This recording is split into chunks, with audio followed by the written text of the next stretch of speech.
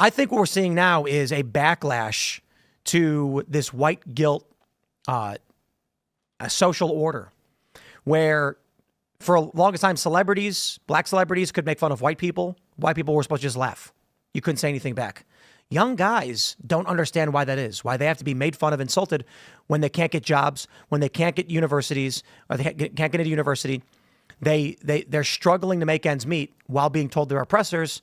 So finally, something like this happens and the dam breaks. And this is what, I was talking to Carl Benjamin earlier. We had all warned about this 10 years ago, that if you promote racial identitarianism like the left had been doing, it's only a matter of time before white people find the exact same path. And they say, then if you're going to insult us, attack us, fire us from our jobs, deny us access to universities, then we will form a collective, and there's more of us and you'll regret it. And it seems like that's where we are. The pendulum swinging from the summer of love to now end bombs at the playground. People have had enough. Yeah, I mean, look, I don't think that it needs to, it goes without saying that it's not a good idea to call kids names. Don't call kids names. Racial slurs. That's not a good idea. It's a bad... What's his name? Has anyone asked if that's the kid's name? I mean, maybe. But it's like a name tag. I don't think so.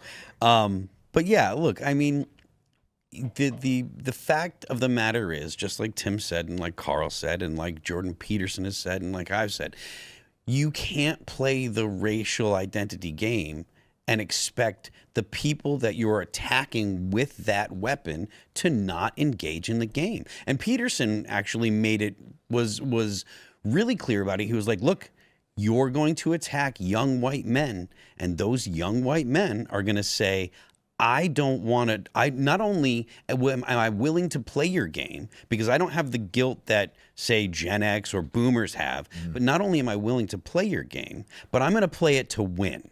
Yeah. And so it's not like the young people are going to be worried about if you call them names, you call them racist or whatever. They don't care. And that's something that is absolutely true. Right now, if you're at home listening to this and you're unaware, young people do not care if you call them racist. They will not, it will not faze them at all. Yeah. And this is not something that, we should be happy about, but it is the reality that we have to look forward in the next. The word means nothing anymore. Yeah. Racist, sexist, these words have been so overused in the past 5, 10, 15 years that they just doesn't mean a thing. I agree with you, but I think that even if they understand what it's supposed to mean, right, they don't care anymore. Right, yeah. Yeah. Look, some have said this is a response to the Carmelo Anthony It's deeper than that. story. Sure. Yeah. Look, a few points.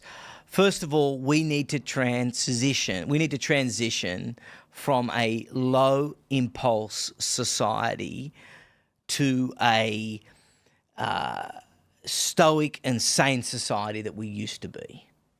Number two, these are words, okay? And at the end of the day,